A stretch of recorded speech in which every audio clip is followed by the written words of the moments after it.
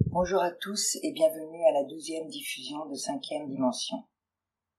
Dans cette vidéo, Enki nous raconte la bataille céleste, la naissance de la Terre et la suprématie de Nibiru. Je vais maintenant parler de la Terre et de son or. Je vais raconter le commencement et la création des dieux célestes.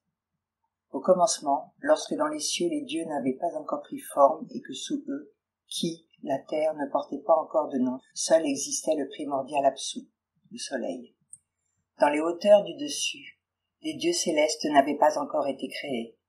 Dans les eaux du dessous, les dieux célestes n'étaient pas encore apparus. Dessus comme dessous, les dieux n'avaient pas encore été formés. Les destinées n'avaient pas encore été décrétées. Aucun roseau, aucun marécage n'était encore apparu. Seul Apsu, le soleil, régnait sur le vide. Puis Apsu mélangea les eaux primordiales à l'aide de ses vents et leur jeta un ingénieux sort divin. Il plongea le néant dans un profond sommeil et se créa une épouse, Tiamat, la mère de tous. Mère céleste, Tiamat était une beauté d'eau. Apsu créa ensuite le petit Mumu et en fit son messager, un cadeau pour Tiamat. Il offrit à son épouse un présent resplendissant, un métal brillant, l'or éternel, qu'elle serait la seule à posséder. Puis leurs os se mêlèrent et formèrent leurs divins enfants dans l'espace qui les séparait. Les êtres célestes créés étaient mâles et femelles. Ils furent baptisés Lamu, Mars, et Laamu, Vénus. Apsu, le soleil, et Tiamat établirent pour eux une demeure dans le monde du dessous. Avant que Lamu et Laamu n'aient atteint leur taille adulte, le couple céleste d'Anshar, Saturne, et Kishar, Jupiter, fut formé dans les eaux du dessus. Ils étaient plus imposants que leurs aînés. Dans les confins du ciel, ils eurent un héritier répondant au nom d'An, Uranus. Puis fut créé Antu, Neptune, pour être son épouse. An et Antu s'établirent à la frontière des eaux du dessus. Il y avait donc 3 couples divins, créés dans les profondeurs du dessus et du dessous. À cette époque, nulle trace de Nibiru. Quant à la terre, elle n'était pas encore née. Les eaux célestes étaient mêlées, pas encore séparées par le bracelet martelé, la ceinture d'astéroïdes. À cette époque, leur trajectoire n'était pas encore fixée. Les destinées des dieux n'étaient pas encore déterminées. Ils se déplaçaient en groupe de façon imprévisible, ce qu'Apsu le soleil trouvait répugnant. Tiamat, ne trouvant pas le repos, était mécontente. Elle s'entoura d'une multitude de suivants. Elle fit du premier-né, Kingu, la lune, le chef de ses 11 satellites. Lorsque les dieux célestes l'apprirent, ils tinrent conseil. Tiamat a élevé Kingu, la lune, au même rang qu'An, Uranus. Sur sa poitrine, elle a attaché une tablette du destin pour le doter de son propre circuit et lui a ordonné de combattre les dieux. Qui osera l'affronter? Se demandaient mutuellement les dieux. Aucun d'entre eux ne dévia sa route. Aucun d'entre eux n'était prêt à se battre. C'est alors qu'un autre dieu fut engendré dans les profondeurs. Créé par un habile créateur, il était né dans une chambre du sort. Il était le fils d'un autre soleil. Le dieu quitta en hâte sa famille et les profondeurs où il était né. Présent de son créateur, il portait en lui la semence de la vie. Il partit pour le vide, à la recherche d'un nouveau destin. C'est Antu, Neptune, toujours vigilante, qui la première remarqua le divin voyageur. Il était rayonnant, séduisant, princière était son allure. Il était le plus grand d'entre eux. Son orbite était la plus longue. Antu, qui n'avait jamais engendré, lui dit « Viens, sois mon fils, lui demanda-t-elle, laisse-moi devenir ta mère. » Elle jeta son filet et l'invita à modifier sa course. Ces mots remplirent d'orgueil le cœur du nouveau venu. Celle qui voulait l'élever le rendit prétentieux. Sa tête doubla de volume, 4 membres surgirent de ses côtés. Il bougea les lèvres en signe d'acceptation, soufflant un feu divin. Il se mit en route en direction d'Antu, Neptune. Bientôt, An, Uranus le verrait. Lorsque An le vit, il s'écria « Mon fils, tu accéderas au pouvoir, des serviteurs seront à tes côtés. Que Nibiru soit ton nom. » An, Uranus, salua Nibiru, se tournant pour le regarder passer. Il lui offrit 4 serviteurs, le vent du sud, le vent du nord, le vent d'est et le vent d'ouest. Plein d'allégresse, An annonça à son aïeul, Anshar, Saturne, l'arrivée de Nibiru.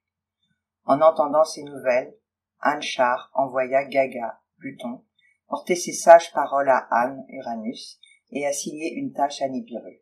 Il chargea Gaga de mettre des mots sur ce qu'il ressentait, et de dire à An: « Tiamat, qui nous a donné le jour, nous déteste désormais. Elle a levé une armée, elle étouffe de rage. Contre les dieux ses enfants, 11 guerriers marchent à ses côtés. Parmi eux, Kingu la lune, auquel elle a offert une destinée bien qu'il n'y ait droit. Son venin est plus puissant que n'importe lequel d'entre nous. Tous nous redoutons son armée. Demandons à Nibiru de nous venger. Qu'il terrasse Tiamat et sauve nos vies. Attribuons-lui un sort, et laissons-le affronter notre terrible ennemi. » Gaga, Pluton, rejoignit An, Uranus, se prosterna devant lui et lui répéta les paroles d'Anshar, Saturne. An, Uranus, dévoila le message de Gaga à Nibiru, répétant les paroles de son aïeul. Nibiru l'écouta avec émerveillement parler de cette mère prête à dévorer ses enfants. Bien qu'il ne dise rien, son cœur était déjà hostile à Tiamat. Il répondit à An et à Gaga en ces mots. « Si je sauve vos vies en vainquant Tiamat, que la suprématie de ma destinée soit proclamée au cours d'une assemblée. Que le conseil des dieux fasse de moi leur chef. Que chacun se prosterne devant moi. » Lorsque Lamu, Mars et Laamu, Vénus, entendirent ces paroles, ils s'écrièrent. Quelle étrange demande! Que cela peut-il bien signifier? Les dieux qui décrétèrent les destins se concertèrent. Ils décidèrent de faire de Nibiru le vengeur et lui promirent un prestigieux destin. Qu'à partir de ce jour tes ordres soient indiscutés, qu'aucun dieu ne transgresse les limites de ton territoire. Pars, Nibiru, sois notre vengeur, lui dirent-ils. Ils tracèrent pour lui un chemin princier jusqu'à Tiamat, le bénirent et lui confièrent des armes redoutables. Anshar, Saturne, lui offrit 3 vents supplémentaires. Le vent mauvais, le tourbillon et le vent sans pareil. Kishar, Jupiter, emplit son corps d'une flamme incendiaire. Un filet dans lequel enveloppait Tiamat. Ainsi préparé pour la bataille, Nibiru se mit directement en route vers Tiamat. Le Seigneur progresse suivant son destin. Face à Tiamat la furie, il prononça un sort. Pour se protéger, il avait emporté le pulseur et l'émetteur. Sa tête était couronnée d'une lueur terrifiante. Il posta à sa droite celui qui châtie, à sa gauche celui qui repousse. Il envoya les 7 vents son armée comme une tempête et se précipita vers Tiamat, prêt au combat. Les dieux se pressaient autour de lui, puis s'écartaient de son passage. Il était le seul à s'avancer pour analyser Tiamat et ses suivants, pour deviner le plan de Kingu, la lune, le commandant de son armée. Lorsqu'il aperçut le vaillant Kingu, sa vue se brouilla. Alors qu'il regardait les monstres, il dévia de sa trajectoire. Ses mouvements devinrent confus. Tiamat était ceinturé de près par sa bande qui tremblait de terreur. Tiamat se secoua, émettant un rugissement féroce. Elle jeta un sort à Nibiru, l'enveloppa avec un charme. Il était maintenant impossible d'éviter la bataille. Ils se retrouvèrent face à face, s'avancèrent l'un vers l'autre. C'est pour se battre qu'ils se rapprochaient, pour un combat décisif. Le Seigneur lança son filet pour emprisonner Tiamat, qui, comme possédé, hurlait de fureur. Nibiru libéra le vent mauvais qui se tenait derrière lui et le dirigea contre Tiamat. Elle ouvrit la bouche pour l'engloutir, mais ne pouvait plus la refermer. Le vent mauvais emplit son ventre, trouva ses entrailles. Les entrailles de Tiamat hurlaient, son corps se distendait, sa bouche était grande ouverte. Par l'ouverture, Nibiru tira une flèche brillante, un éclair divin. La flèche transperça les entrailles de Tiamat, déchirant son ventre et son cœur. Ayant réussi à la maîtriser, il éteignit le souffle de vie qui l'habitait. Nibiru étudia le corps sans vie. Tiamat gisait maintenant telle une carcasse égorgée. Aux côtés de leur maîtresse sans vie, les 11 suivants tremblaient, terrifiés. Ils étaient pris dans le filet de Nibiru, incapables de fuir. Kingu, la lune, que Tiamat avait fait commandant de son armée, était parmi eux. Le Seigneur le mit au fer, l'enchaîna à sa maîtresse. Il lui ravit les tablettes de la destinée qu'il ne méritait pas. y imprima son propre sceau et les attacha à sa poitrine. Il fit captifs les hôtes suivants de Tiamat, les piétina et les réduit en pièces. Il les lia à son orbitre, les fit voyager à contresens pour qu'ils tournent autour de lui. Nibiru quitta alors le champ de bataille pour annoncer sa victoire au dieu qui l'avait mandaté. Il tourna autour d'Apsu le soleil, se rendit auprès de Kishar Jupiter et Anshar Saturne. Gaga, Pluton, vint le saluer, puis s'en retourna annoncer la nouvelle aux autres. Nibiru se rendit dans les profondeurs, au-delà d'An, Uranus, et d'Antu, Neptune.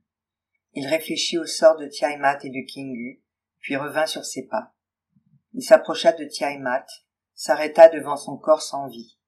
Il se préparait à découper ingénieusement le monstre, il l'ouvrit en deux comme une huître, séparant le haut et le bas de son corps. Il découpa ses canaux internes, émerveillé par ses veines dorées. Foulant aux pieds la partie inférieure du corps de Tiamat, il détacha complètement la partie supérieure. Il convoqua son aide, le vent du nord, et lui ordonna de jeter la tête coupée dans le néant. Le vent de Nibiru survola Tiamat, déferla sur ses os. Nibiru lança un éclair, envoya un signal au vent du nord. Dans un éclat, la partie supérieure de Tiamat fut transportée vers une région inconnue. Kingu fut exilé avec elle pour tenir compagnie à la partie sectionnée. Nibiru considéra alors la partie inférieure de Tiamat. Il voulait qu'elle témoigne pour toujours de sa victoire, qu'elle marque à tout jamais dans les cieux le lieu du combat. Armé d'une masse, il la tailla en pièces, qu'il lia entre elles pour former le bracelet martelé. Il les condamna à rester ensemble et à servir de gardiens. Un firmament pour séparer les eaux des eaux. Le bracelet, habilement martelé par Nibiru, sépare les eaux supérieures des eaux inférieures. Le Seigneur traversa ensuite les cieux pour en étudier les différentes régions. Il mesura la distance entre les demeures d'Apsu et de Gaga, puis examina la frontière des profondeurs, le lieu où il était né. Il marqua une pause, hésitant, puis s'en retourna lentement vers le firmament, là où avait eu lieu l'affrontement. Passant à nouveau sur le domaine d'Apsu, le soleil, il fut assailli de remords à la pensée de sa défunte épouse. Son regard se posa sur ce qu'il restait du corps blessé de Tiamat. La partie supérieure attira son attention. L'eau de vie, le don qu'elle avait reçu, continuait à jaillir de ses blessures. Les rayons d'Apsu faisaient briller ses veines dorées. Nibiru se souvint alors de la graine de vie que son créateur lui avait confiée. Lorsqu'il avait piétiné Tiamat, lorsqu'il l'avait déchiquetée, il avait dû la lui transmettre. Il s'adressa à Apsu en ces mots. Guérissez ses blessures avec la chaleur de vos rayons. Que la vie surgisse à nouveau dans ce corps brisé. Accueillez une nouvelle fille dans votre famille. Que les eaux se rassemblent en un lieu. Que surgisse la terre. Donnons-lui le nom de Ki. Apsu fut sensible aux paroles de Nibiru. Que la terre fasse partie de ma famille, dit-il. Qu'elle porte désormais le nom de Ki. Terre ferme du dessous. Que sa rotation fasse naître le jour et la nuit. Mes rayons apaiseront sa douleur pendant la journée. Kingu, créature de la nuit, veillera sur elle dans l'obscurité. Que la lune accompagne la terre pour toujours. Nibiru écouta les paroles d'Apsu avec satisfaction. Il traversa les cieux et en étudia les contrées. Il attribua aux dieux qu'il avait élus des positions permanentes. Il conçut leur orbite afin qu'elles ne se gênent ni ne s'éloignent les unes des autres. Il renforça les verrous du ciel et construisit des portes des deux côtés. Il choisit pour résidence le lieu le plus éloigné, si éloigné que même Gaga ne pouvait les rejoindre. Il demanda à Apsu de lier cette grande orbite à son destin. De leur poste, les dieux s'exprimèrent. Que la souveraineté de Nibiru n'ait pas de limite. Que le plus rayonnant des dieux devienne le vrai fils du soleil. Depuis sa demeure, Apsu lui donna sa bénédiction. Que Nibiru garde le passage entre les cieux et la terre, qu'il prenne le nom de passage. Que la souveraineté de Nibiru n'ait pas de limite. Les dieux ne doivent jamais franchir la limite entre le dessus et le dessous. Que Nibiru reste au centre, qu'il soit le gardien des dieux, qu'il mette un char, 3600 ans, pour parcourir son orbite. Que telle soit sa destinée. À bientôt pour de nouvelles révélations d'Enki.